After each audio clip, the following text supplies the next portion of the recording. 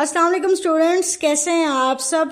आज के इस लेक्चर में मैं आपके साथ इंटरनेशनल लॉ के वो 20 मोस्ट इम्पॉर्टेंट और मोस्ट रिपीटेड क्वेश्चन शेयर करने वाली हूं जो कि तकरीबन हर लागत टेस्ट का हिस्सा होते हैं और आगे आने वाले लागत टेस्ट के लिए इम्पॉर्टेंट है। बिना टाइम वेस्ट किए शुरू करते हैं क्वेश्चन नंबर 1 से। क्वेश्चन नंबर 1 आर्टिकल 4.2 से पूछा गया है और इसकी स्टेटमेंट है, as per article 4.2 of United Nations charter the admission of any such state to membership in the United Nations will be affected by a decision of the dash upon the recommendation of the Security Council। देखिए, ये जो statement है इसमें हमें ये कहा गया है कि अगर किसी ने मेंबर बनना है यूएन का तो हमें बता दिया है कि रिकमेंडेशन तो होगी सिक्योरिटी काउंसिल की, लेकिन जो फाइनल इफेक्ट है या जो डिसीजन है वो किसका अफेक्ट होगा, मतलब कौन है जो फाइनल डिसीजन लेगा। और इसके ऑप्शन है ए ऑल मेंबर स्टेट्स यानी कि जितनी मेंबर स्टेट है वो, B general assembly, C majority of member states, D secretary general. देखें, जो ए सी और डी ऑप्शन है ये इसके साथ मैच नहीं करते। अगर आप ए और सी ऑप्शन को देखते हैं तो वो तो बिल्कुल आपस में मिलते जुलते हैं, ठीक है। अगर आप सेक्रेटरी जनरल को देखते हैं तो ऐसा तो कोई इदारा ही नहीं है, ठीक हो गया। यूएन का कोई इदारा सेक्रेटरी जनरल नहीं है। हमने यहाँ पे इदारे का नाम बताना, तो एक ही इदारे का नाम यहाँ पे सही है, वो है जनरल असेंबली। और इस पूरे ऑप्शन में बी ऑप्शन ठीक है, ठीक है। तो जो डिसीजन है वो जनरल असेंबली का होगा और जो रिकमेंडेशन है वो सिक्योरिटी काउंसिल की होगी, तो बी ऑप्शन यहाँ पे ठीक है। Next, question number 2. As per Article 11.3 of United Nations Charter, the General Assembly may call the attention of the Security Council to situations which are likely to endanger dash.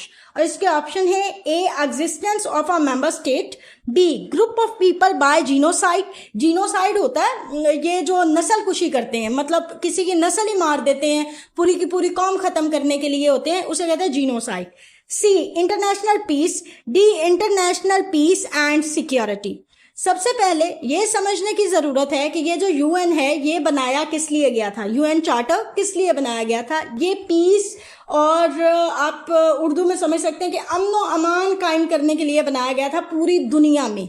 अब जो सवाल है वो कहता है कि जो जनरल असेंबली है वो सिक्योरिटी काउंसिल की अटेंशन उस तरफ दिलवा सकती है जहां पे खतरा होगा किसको, किसी मेंबर स्टेट की एग्जिस्टेंस को, या अगर जीनोसाइड हो रही है उसको, या फिर इंटरनेशनल पीस को।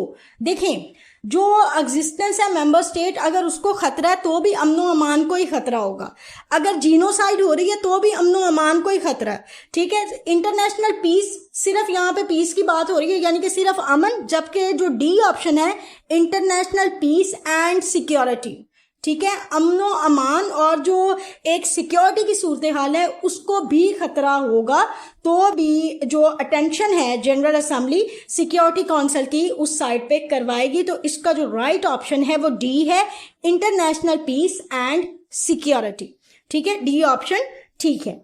नेक्स्ट है क्वेश्चन नंबर 3 जो कि आर्टिकल 27.2 से पूछा गया है। ये थोड़ा सा कंफ्यूजिंग क्वेश्चन है तो मैं आपको इसका सही आंसर भी बताऊंगी, कंफ्यूजन भी आपकी दूर करवाऊंगी। पहले हम ना स्टेटमेंट देख लेते हैं इसकी। As per article 27.2 of the United Nations charter, decisions of the dash on procedural matters shall be made by an affirmative vote of 9 members।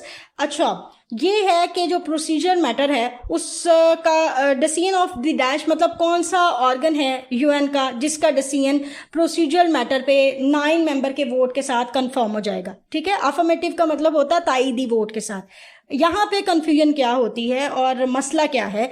मसला ये है कि मेरे पास एक बहुत पुराना जो है ये चार्टर है, उसमें 7 मेंबर्स लिखा हुआ। अब जब इसमें अमेंडमेंट हुई तो 9 मेंबर्स लिखा गया। कंफ्यूजन कहाँ पे आती है? कंफ्यूजन ये आती है कि जो एचईसी है उसके पास भी मेरी तरह कोई पुरानी बुक की पड़ी हुई है, ठीक है। वो जब आपको क्वेश्चन देता है और इसमें बाज़ दफ़ा वो ऑप्शन के तौर पे 9, 7, 11, 12 नंबर्स दे देता है।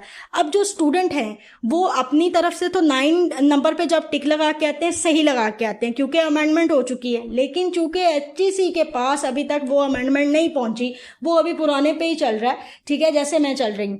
तो मसला ये हो जाता है कि आपने अपनी तरफ से सही ऑप्शन लगाया, लेकिन जब की आती है तो आपका ऑप्शन गलत होता है, फिर आप रौला डाल देते हैं कि एचईसी की गलत है, हमारा नंबर एक जो है चला गया फला फला।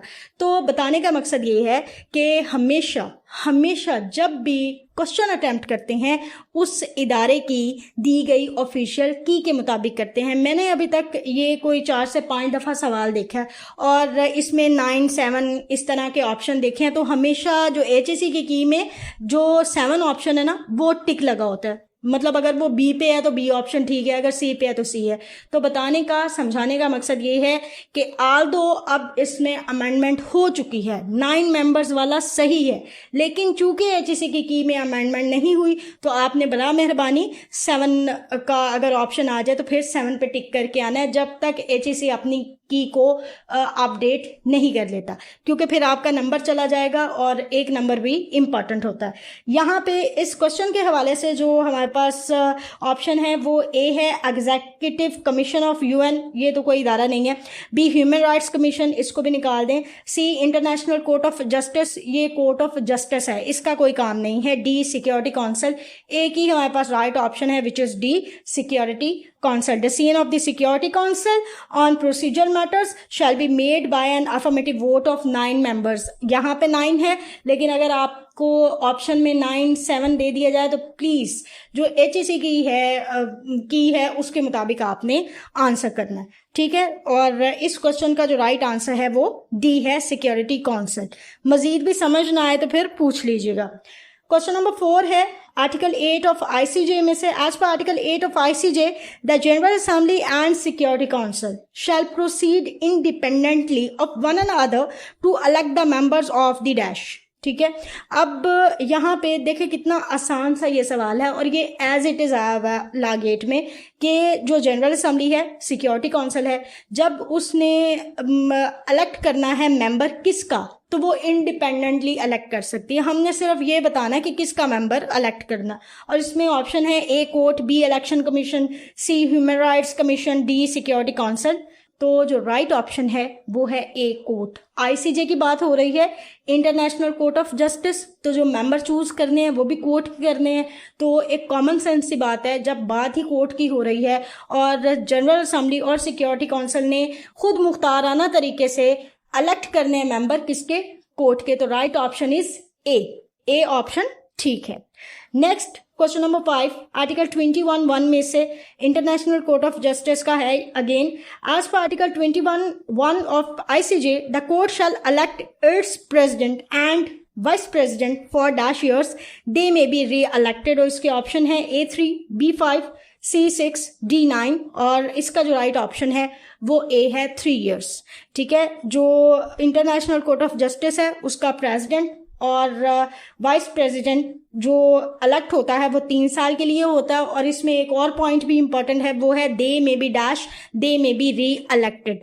मतलब ये है कि अगर एग्जामिनर आपको 3 वाला ऑप्शन नहीं देता, वो री इलेक्टेड वाला ऑप्शन दे सकता है। तो ये दोनों जो हैं कीवर्ड्स हैं, दोनों ही अच्छे तरीके से आपने याद रखने हैं।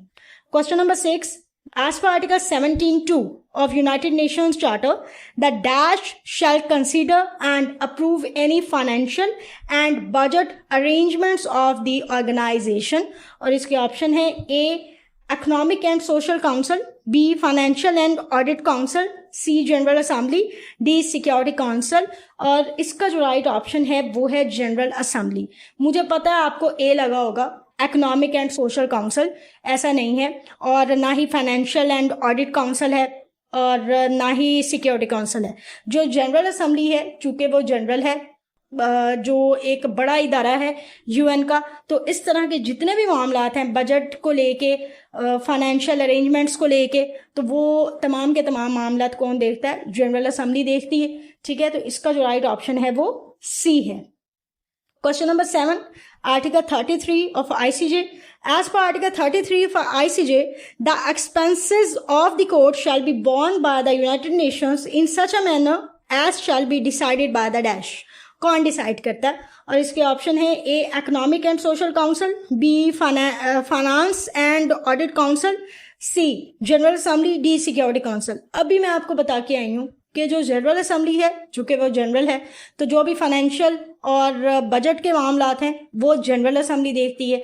और आईसीजे क्या है? आईसीजे यूएन का इदारा है, ठीक है। आल्दो इसका एक अलग से चार्टर है, लेकिन ये इदारा यूएन का ही है, तो इसलिए जो राइट ऑप्शन है वो सी है, general assembly. Next question number 8 है, as per article 33(1) of United Nations charter, dash shall first of all seek a solution of any dispute by negotiation, inquiry, mediation, conciliation, arbitration और judicial settlement। देखें यहाँ पे कितने सारे लफ्ज important हैं, negotiation, inquiry, mediation, conciliation और फिर आर्बिट्रेशन और जुडिशियल सेटलमेंट। मतलब ये जितने भी अल्फाज हैं यहाँ पे एज इट इज़ इम्पॉर्टेंट है। और ये सारा काम कौन करेगा? इसके जो ऑप्शन है, A General Assembly, B the International Court of Arbitration, C International Court of Justice, D the parties to any dispute.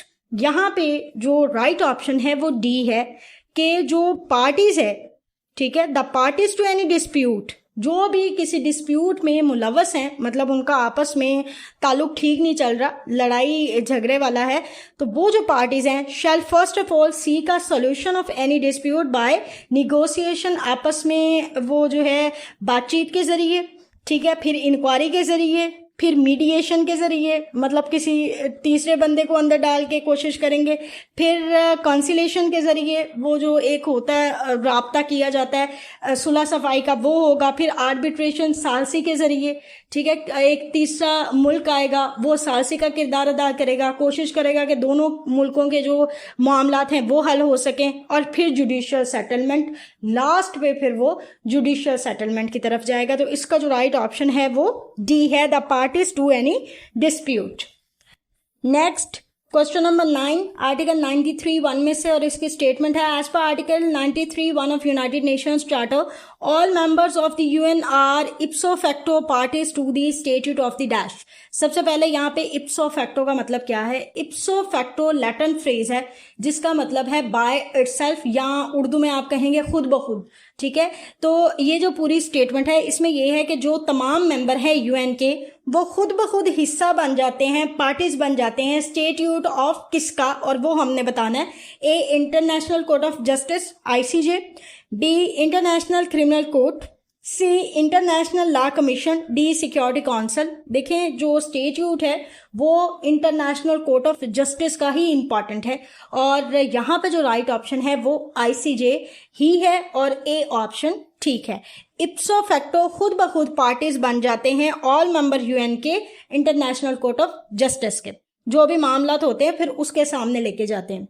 Next question number 10, article 9(1) में से पूछा गया, और इसकी स्टेटमेंट है, as per article 9(1) of the United Nations charter, the general assembly shall consist of all the members of the United Nations. ये जो general assembly है इसमें तमाम मेंबर शामिल हैं यूनाइटेड नेशंस के, and each member shall have not more than dash representatives, और जो एक मेंबर है उसको इजाजत नहीं है कितने मेंबर से ज्यादा रिप्रेजेंटेटिव्स लेके आने की यूएन में, या पेश करने की यूएन में। और इसके ऑप्शन है A3, B5, C7, D10, और इसका जो राइट ऑप्शन है वो 5 है। देखें ये जो मैं आपको साथ उर्दू बताती हूँ ये इसलिए आसान उर्दू करके बताती हूँ कि अगर आपको इंग्लिश भूल जाती है, बाज़ दफ़ा जल्दी में नहीं हमें समझ आ रही होती इंग्लिश की, तो कम से कम उर्दू हमारी अपनी ज़ुबान है, उसमें तो आपको समझ आ सकती है क्वेश्चन की, इसलिए मैं आपको आसान उर्दू में समझाती हूँ कि आपको क्वेश्चन मुश्किल ना लगे और आपको भूले नहीं, ठीक है। उसके अलावा ये जो आर्टिकल मैं आपको करवा रही हूँ ये तो इम्पॉर्टेंट है, लेकिन वो जो मुकम्मल आर्टिकल है वो भी आपने एक दफ़ा पढ़ना है। जैसे 9(1) में से आया हुआ तो 9(2) भी होगा, ठीक है, तो आपने 9(2) को भी पढ़ना है, तो फिर आपकी जो तैयारी है वो मुकम्मल तैयारी समझी जाती है। तो जितने भी यहाँ पे आर्टिकल्स हैं आपने एक दफ़ा जाके इनको अच्छे तरीके से मुकम्मल पढ़ना है ताकि आपकी तैयारी मुकम्मल हो सके। क्वेश्चन नंबर 11, आर्टिकल 23(1) में से, इसी तरह आर्टिकल 23(2) को भी आपने पढ़ना है, और मजीद भी जो इसका हिस्सा है वो भी आपने देखना लाजमी है। As per Article 23(1) of United Nations Charter, the Security Council shall consist of dash members of the United Nations, और इसके ऑप्शन है A10, B12, C15, D20। इसका जो राइट ऑप्शन है वो है 15। 5 परमानेंट होते हैं एंड 10 नॉन परमानेंट होते हैं, और पाकिस्तान यूएन का बहुत दफ़ा नॉन परमानेंट मेंबर रह चुका है। ये एक जनरल नॉलेज का जो है वो क्वेश्चन है जो मैंने आपको बताया। ठीक है, next question number 12, as per article 3 of ICJ the court shall consist of dash members, no two of whom may be national of the same state। और इसके ऑप्शन है A9, B11, C15, D21। मतलब सीधा सीधा पूछ लिया गया है कि इंटरनेशनल कोर्ट के एक्चुअली कितने मेंबर्स होते हैं। ठीक है, तो हमें पता है 15 मेंबर्स होते हैं, तो जो C ऑप्शन है वो ठीक है। और इसके अलावा जो इम्पॉर्टेंट है, नो टू ऑफ whom, यानी कि ये जो टू वाला लफ्ज है ये भी इंपॉर्टेंट है। और nationals of the same state के दोनों, ऐसा नहीं है कि 15 में से 2 पाकिस्तान से ही ले लिए, नहीं, अगर एक पाकिस्तान से लिया तो वो एक ही है, फिर उसके अलावा बाकी जो दूसरा लेना वो किसी और स्टेट का होगा। और पाकिस्तान से हमारे जज रह चुके हैं ICJ के। ठीक है, इस वक्त नाम मेरे जहन से स्किप हो गया, वरना मैं आपको वो भी बताती, लेकिन हमारे भी एक इंटरनेशनल कोर्ट के जस्टिस रह चुके हैं। तो जो राइट ऑप्शन है इस क्वेश्चन का वो है C15।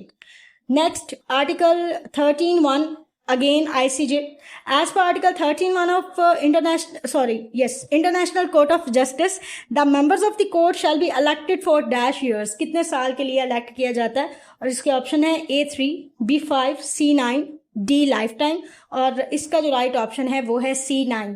देखें, ये इतने कॉमन क्वेश्चन है, अगर ये आ जाते हैं ला गेट में तो ये मुफ्त के आपके नंबर हैं। मतलब 15 मेंबर्स होने चाहिए, 9 साल के लिए होने चाहिए, कोई जो 2 जजेस हैं एक ही स्टेट के नहीं होनी चाहिए। ये तो बेसिक चीज़ें हैं ICJ की, इसको तो आपको फिंगर टिप पे याद रखना चाहिए। और सिर्फ स्टेटमेंट दे के घबराने की ज़रूरत नहीं है। एक्चुअली तो हमने ये देखना है कि हमसे ऑप्शन दे के पूछा क्या गया, बस इतनी सी बात है। बहरहाल इस सवाल का जो राइट ऑप्शन है वो है C9। क्वेश्चन नंबर 14, आर्टिकल 31(1) में से again ICJ, judges of the nationality of each of the parties shall retain their right to sit in the dash। और इसके ऑप्शन है A, case before the court, B, general assembly, C, security council, D, advisory committee। और इसका जो right option है वो है A, case before the court। judges of the nationality of each of the parties shall retain their right to sit in the case before the court। तो इसका जो right option है वो A है। Next question number 15, article 38(1) में से पूछा गया ICJ। और इसकी जो स्टेटमेंट है, as per article 38(1) of ICJ the court whose function is to decide in accordance with international law such disputes as are submitted to it shall apply international dash as a primary source। ठीक है, जब court के सामने जाता है कोई case तो उसने डिस्प्यूट को इंटरनेशनल लॉ के तौर पे ही देखना होता है। ठीक है, और उसी के हवाले से ही उसने उसको सॉल्व करना होता है। तो सबसे पहले वो क्या अप्लाई करेगा या करेगी? और इसके ऑप्शन है A, कन्वेंशंस एंड कस्टम्स, वो जो रस्म रिवाज हैं वो, B, local municipal laws, C, executive decrees, D, political resolutions. देखिए, ना तो लोकल म्यूनिसिपल लॉज का यहाँ पे कोई ताल्लुक है, ना एग्जीक्यूटिव डिग्रीज का, और ना ही पॉलिटिकल डिसीजंस का। ठीक है, जो राइट ऑप्शन है वो A है, कन्वेंशंस एंड कस्टम्स। तो ये जो कोर्ट है ये सबसे पहले जो अप्लाई करेगी वो रस्म रिवाज को देखेगी कि किस तरीके से जो है वो हमें पता चल रहा है पुराने डिसीजन जो हुए, और जिस तरीके से हम कहते हैं ना कि ये तो हमारे रिवाज ही चलता आ रहा है, ये तो काम ऐसे ही होना है। तो सबसे पहले वो ये देखेगी और उसके बाद फिर मजीद देखते हुए अपना डिसीजन देगी। जो प्राइमरी सोर्स है वो कन्वेंशंस एंड कस्टम्स है, तो ए ऑप्शन ठीक है। क्वेश्चन नंबर 16, आर्टिकल 55(1) में से और ICJ, इसकी जो स्टेटमेंट है, all questions shall be decided by a majority of the dash. मतलब जितने भी सवालात ICJ के सामने आएंगे वो मेजॉरिटी किस तरीके से जो है वो सॉल्व करेगी, कौन है जो मेजॉरिटी में होगा तो ही वो क्वेश्चन सॉल्व होंगे। और इसके ऑप्शन है A, जजेस present, B, general assembly members, C, security council members, D, signatory states. और इसका जो राइट ऑप्शन है वो A है, जजेस प्रेजेंट। आपको पता है जब भी कोई क्वेश्चन आता है कोर्ट के सामने तो वो जो ज्यूरी उस वक्त बैठी होती है उसी के मुताबिक फैसला दिया जाता है, और वो जो भी फैसला करते हैं वो ही बाइंडिंग आता है। Article 97, United Nations Charter, the Secretariat shall comprise a Secretary General and such staff as to the organization may require, the Secretary General shall be appointed by the dash upon the recommendation of the Security Council. ठीक है, यहाँ पे जो सीधा सीधा हमसे पूछा गया है वो ये है कि जो सेक्रेटरी जनरल है उसको कौन अपॉइंट करेगा, लेकिन रिकमेंडेशन जो है वो सिक्योरिटी काउंसिल की होगी। और इसके ऑप्शन है A General Assembly, B International Court of Justice, C Trusteeship Council, D Economic Council. और इसका जो राइट ऑप्शन है वो जनरल असेंबली है। हम पहले भी पढ़ के आए हैं कि जहां पे भी सिक्योरिटी काउंसिल ने रिकमेंडेशन देनी है वो जनरल असेंबली को ही देती है। ये मैंने इंटरनेशनल लॉ पढ़ा भी है, पढ़ाया भी है, ये एक कॉमन सा असूल चल रहा है। ठीक है, तो सिक्योरिटी काउंसिल की जहां पे भी रिकमेंडेशन का लफ्ज आएगा वो जनरल असेंबली को ही देगी, और जहां पे general assembly upon the recommendation of the dash आएगा वहां पे सिक्योरिटी काउंसिल का ही लफ्ज इंपॉर्टेंट है और वही ऑप्शन ठीक माना जाएगा। तो अगर आपको कभी भूल जाए तो ये वाला जो असूल है आप लगा के सही ऑप्शन याद कर सकते हैं। तो इसका जो राइट ऑप्शन है वो ए है, general assembly. Article 18, as per article 108 of United Nations Charter, amendments to the present charter shall come into force when they have been adopted by a vote of 2/3 of the members of the dash। और इसके option है A General Assembly, B Security Council only, C International Law Commission, D Secretariat, B, C और D इंतहाई गलत यहाँ पे option है। ए की राइट ऑप्शन है वो है जनरल असेंबली। ठीक है, जहां पे भी अमेंडमेंट करनी है 2/3 मेजॉरिटी चाहिए होगी, 2/3 वोट चाहिए होगा और वो जनरल असेंबली के मेंबर्स का वोट चाहिए होता है। ठीक है, तो right option is a. Second last question, article 25 United Nations charter में से, जिसकी स्टेटमेंट है the members of the United Nations agree to accept and carry out the decision of the dash in accordance with the present charter। इसके option है A General Assembly, B Security Council, C Secretariat, D Human Rights Council. और इसका जो right option है वो Security Council है, decision of the Security Council in accordance with the present charter. तो right option is B Security Council. यहाँ पे general assembly important नहीं है। ठीक है, तो बी ऑप्शन ठीक है। Next and last question, article 24 में से यूनाइटेड नेशंस चार्टर, और इसकी स्टेटमेंट है ऑल मेंबर्स शैल रिफ्रेन का मतलब होता है रुके रहना, बाज रहना, in their international relations from the threat और use of dash against the territorial integrity मतलब सामलियत और political independence of any state. और इसके ऑप्शन है ए इकोनॉमिक सनेक्शंस मतलब हुक्म, B force, C diplomatic pressure, D political propaganda. और इसका जो राइट ऑप्शन है वो है बी थ्रेट और यूज ऑफ फोर्स। तो जो बी ऑप्शन है वो ठीक है। तो इसी के साथ ही आज का जो हमारा सेशन है वो कंप्लीट होता है। ये मोस्ट इंपॉर्टेंट 20 क्वेश्चंस हैं इंटरनेशनल लॉ के। जितने सवाल आपके साथ शेयर किए हैं तमाम के तमाम बहुत अहम हैं, और ये जो आर्टिकल्स हैं ये भी एज इट इज़ इम्पॉर्टेंट है। आपने एक तो इन क्वेश्चन को अपनी तैयारी का हिस्सा रखना है, दूसरा जो आर्टिकल हैं वो भी इम्पॉर्टेंट है, तो उनको भी आपने अच्छे तरीके से पढ़ना है ताकि आपकी तैयारी मुकम्मल हो सके। मज़ीद किसी बात की समझ ना आए तो पूछ लीजिएगा, और आपके लिए बहुत सी दुआएं। अल्लाह ताला आप सबको कामयाब फरमाए, आमीन।